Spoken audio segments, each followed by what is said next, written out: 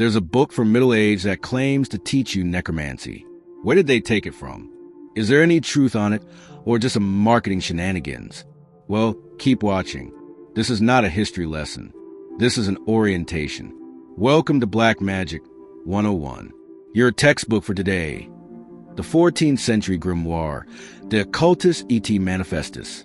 Your professor, Antonio de Montemayor, a medieval sorcerer who dared to write down the science of summoning and sign his name. But be warned, this was a course with a high failure rate. Antonio's direct predecessor in this field of study was burned alive by the Inquisition for his final thesis. So, what forbidden knowledge is contained within the pages of the world's first textbook on necromancy? What secrets was a man willing to die for and another willing to kill for? Class is now in session. If you're here to learn the secrets they try to burn, subscribe and join our study of the forbidden arts. To understand the textbook, we must first understand the world that created it and the lethal risks of its curriculum. This is not a world of fantasy. It is a real world of 14th century Italy, a place of brilliant universities and towering cathedrals, but also a place where the shadow of the Inquisition fell long and dark. Our story begins here with a grim cautionary tale. The tale of a man named Francesco Stabile da Secco, known to history as Secco d'Ascoli. He was not a hidden wizard muttering in a tower. He was a celebrated public intellectual, a physician, a famous poet, and the official professor of astrology at one of Europe's oldest and most prestigious universities, the University of Bologna. By all accounts, he was a genius. But Secco's genius was considered dangerous. He taught that the stars were not just distant lights, but immense sources of power. And he lectured publicly on the theory that intelligent non-human spirits, beings the church called demons, were tied to these stars. He argued that if a man possessed the correct knowledge of the cosmos, he could, in theory, compel these spirits to reveal their secrets. For the Inquisition, this was not academic inquiry. It was criminal necromancy. On September 16th, 1327, in the city of Florence, the church's judgment was carried out. Secco d'Ascoli, the brilliant professor, was burned at the stake. His books were burned with him. The message to the academic world was brutally clear. There was a line that could not be crossed. Certain fields of study were forbidden, and the price for pursuing them was death by fire. The fire that consumed Secco should have been the end of the story. His chair of astrology at the university was left vacant, a silent warning. But then, a man of almost unbelievable audacity stepped forward to claim it. His name was Antonio de Montemayor. He had seen the price of this forbidden knowledge, and yet he chose to pursue it. He would not just hint at this dark science in his lectures. He would write the textbook. What Antonio de Montemayor proposed from his academic chair in Bologna was nothing short of a scientific revolution, cloaked in the language of sorcery. Where the church saw only chaos, sin, and the random temptations of demons, Antonio saw a system, a grand, unified theory of magic. His book, the Occultus et Manifestus, was not a random collection of spells. It was a syllabus for a hidden science built on 3 interconnected pillars. The first pillar was astrology. For Antonio, the stars were not just passive lights in the sky for predicting fates. They were immense reservoirs of power, the engines of creation. Each planet, each constellation, exerted a specific, measurable influence upon the Earth. Astrology, therefore, was the foundational physics of the science. It was a map of the cosmos, the celestial timetable that told the sorcerer when the currents of power were flowing and when the gateways to other realms were open. To attempt any magical operation without a masterful understanding of astrology was, in his view, like a sailor setting out to sea without a map or a compass, an act of pure foolishness. The second pillar was Hermeticism. This was the secret knowledge, the software for his new science. It was based on the rediscovered writings attributed to Hermes Trismegistus, a legendary figure from ancient Egypt. Hermeticism taught a core principle, as above, so below. It meant that the universe is a reflection of the divine mind, and that by understanding the patterns of the cosmos, man could understand the mind of God. For Antonio, these Hermetic texts provided the philosophical framework and, more importantly, the specific formulas, the sacred words, the secret names, the geometric seals, needed to interface with the cosmic engine of the stars. The third and most dangerous pillar was necromancy, and this is where we must be precise. Antonio's necromancy was not the crude art of raising the dead from their graves. That was a peasant's superstition. His was an astral and far more sophisticated practice. He theorized that intelligent non-physical entities, beings the church called demons, but which he saw as astral spirits, were intrinsically tied to the planets and stars. They were the native inhabitants of the celestial spheres.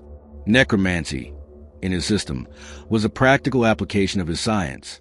It was the art of using the correct astrological timing, the physics, and the correct hermetic formulas, the software, to compel these powerful planetary spirits to appear and serve the will of the trained magician. This was his unified theory. Astrology was a map of power, Hermeticism was a language to speak to it, and necromancy was the act of commanding it. It was a terrifying, elegant, and utterly heretical system. It reframed the sorcerer not as a devil worshipper, but as a scientist of the supernatural. If Antonio de Montemayor was a professor, then his grimoire, De Occultiziti Manifestus, was the core curriculum. This was the world's first known textbook on necromancy, a dangerous and methodical guide to the forbidden arts.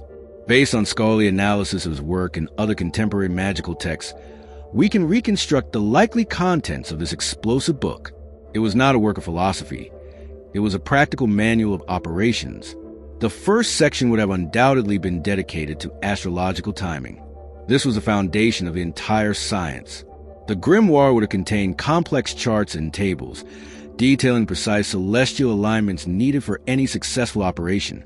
It would specify which days of the week, which hours of the night, were governed by which planets. It would instruct the sorcerer on how to calculate the exact moment a specific star or planet was at its most powerful, creating a window of opportunity when the veil between worlds was thin. To ignore this section was to guarantee failure and risk the magician's own life. The second section would have been a terrifying catalog, a demonic bestiary. It would list by name the specific astral spirits that could be summoned. Each entry would be a detailed profile. The spirit's name, its rank in the infernal or celestial hierarchy, the planet it served, and its specific skills and domains of knowledge. For example, a spirit under the dominion of Mercury might be summoned for secrets of science and communication, while a spirit of Venus could be compelled for matters of love and art, and a spirit of Mars for victory in battle. Alongside each name would be its sigil, a unique, complex symbol believed to be the spirit's metaphysical signature, the phone number needed to make contact. The third section would have been a manual of ritual preparation and protection. This was the safety protocol. It would contain meticulous instructions on the sorcerer's required state of purity, often involving days of fasting, prayer, and ablutions. More critically, it would provide the exact geometric formulas for the magical circle. This was not a simple circle drawn on the floor. It was a complex, multi-layered diagram, fortified with the sacred names of God, archangels, and other divine beings, inscribed at precise points. The circle was the sorcerer's fortress, the one thing that stood between his mortal soul and the immense, hungry power he was about to unleash. And finally, the grimoire would contain the most dangerous knowledge of all, the precise, verbatim incantations, the exact words of power, often a mixture of Latin, Greek, and corrupted Hebrew, that had to be recited flawlessly to compel the chosen spirit to appear. This was the culmination of the work. The theory and preparation were over. With the stars aligned, the circle cast, and the incantation spoken, the student of this dark art was now ready for his final exam, to stand face to face with the entity he had summoned from beyond. With the knowledge of the textbook now complete, the student of this dark art was ready for the final, terrifying examination, the ritual of summoning itself. This was not a simple prayer or a hopeful wish. As Antonio de Montemayor would have laid it out, this was a precise, multi-stage, scientific procedure, a high-stakes experiment in supernatural engineering. The process would begin days or even weeks before the main event, with the purification of the operator. The sorcerer's body was seen as the primary instrument in operation, and it had to be perfectly tuned. This involved a strict regimen of fasting to cleanse the physical self, repeated ritual ablutions or baths to wash away spiritual impurities, and long periods of silent meditation to focus the will into a singular, unbreakable point. The magician had to become a living weapon, clean, sharp, and perfectly balanced, before daring to enter the laboratory. Next came the preparation of the space. The ritual could not be performed just anywhere. A secret, isolated, and secure location was paramount. A hidden cellar, a deep forest clearing, or forgotten ruin. Once chosen, the sorcerer would wait for a precise astrological window calculated from his charts. Then, under the correct planetary alignment, he would begin the most critical safety measure, the casting of the magical circle. Using a ritual knife or sword, he would trace the complex, multi-layered diagram onto the floor. The outer circle defined the boundary between the mundane world and the sacred, operational space. Within it, he would meticulously inscribe concentric rings filled with the powerful, protective names of God and the names of the archangels sworn to restrain the forces of darkness, like Michael, Gabriel, and Raphael. This was his fortress, his shield, his only defense. Outside of it, a second diagram, a triangle of manifestation, was often drawn. This was a designated space where the spirit would be compelled to appear, safely contained outside the sorcerer's own circle. With the preparations complete, the ritual would commence. The sorcerer, standing at the center of his fortress, would light consecrated incense and candles and begin the incantation. He would start by invoking the divine names of God, establishing his authority not as a devil worshiper, but as an agent of the divine, commanding the lower spirits in the name of the higher. Then he would begin the rhythmic, intense chanting of the chosen spirit's name and titles, his voice growing in power, his will focus like a spear. The text described this as the most dangerous moment. The air would grow cold. Unseen forces would press against the boundary of the circle. Terrifying phantoms and horrifying noises would manifest to try and break the sorcerer's concentration. But if his will was strong and his circle was perfect, the entity would have no choice but to obey. It would manifest within the triangle of manifestation, first as smoke or shapeless shadow, then coalescing into a more definite and often terrifying form. The exam was not yet over.